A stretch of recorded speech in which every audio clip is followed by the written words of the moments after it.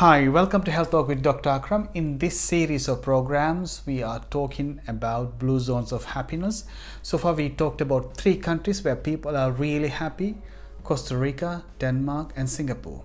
Now, in this program, we're going to talk about designing communities.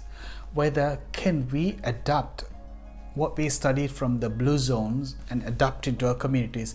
Yes, of course. There are few places in the world they have succeeded, and that's what we're going to look.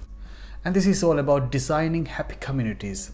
Let's talk about 2 communities who managed to improve their happiness over the years with effort of locals. Boulder, Colorado. Boulder has prevented destructive pathway of modernization by preserving its nature. Instead, they built walk paths and cycle tracks. When the city officials wanted to build a bigger road to ease the traffic, the people opposed. And they have suggested build bigger walkways and pavements. This made the city walkable and bikeable. Children can go to school walking and the adults can go to work on foot.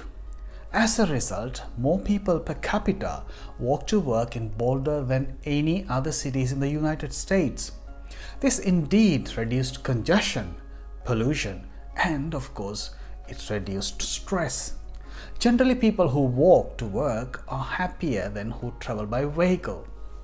The city planners brought the idea of lunchtime walking groups, where the workers from different organizations got together and walked, had their healthy lunch outside.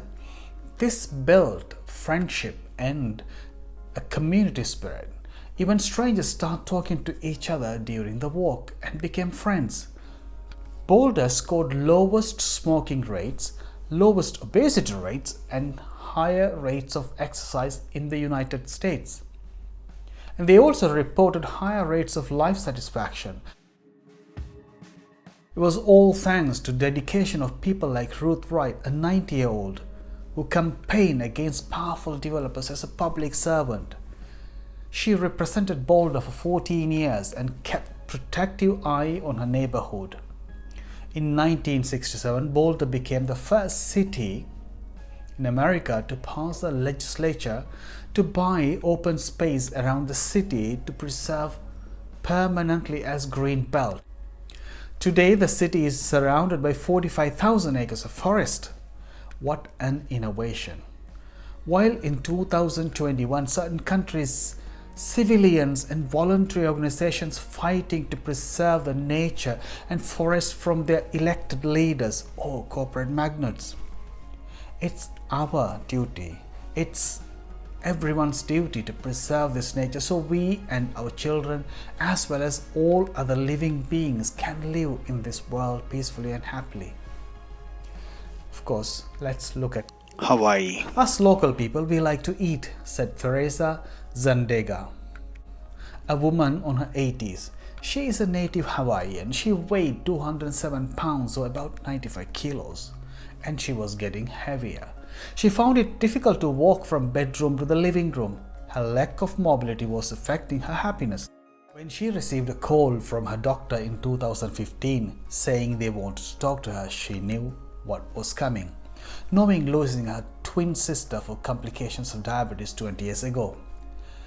Everything that could happen to a person due to diabetes had happened to my sister, said Zandejas. Since the call from her doctors and the health warning, she took it seriously. She lost 44 pounds in weight. Healthy eating, staying active, and good sleeping changed her life. She changed her diet, adding fruits and vegetables, and she also joined a walking group of 5 other residents. More than half of Hawaiians will be obese by 2030 if they ignore the health warnings. Not only that, the most serious problem is that native Hawaiians have 60% greater chance of developing diabetes. This is very true with Indian subcontinent too. India will be the biggest diabetic hub if it's not already, according to research. Indians have 30 to 40% greater chance of acquiring diabetes compared to Europeans. this is exaggerated by the lifestyle and the plenty of food available on their table. My mother country Sri Lanka is also rattling through diabetes in the similar proportion as India or Bangladesh.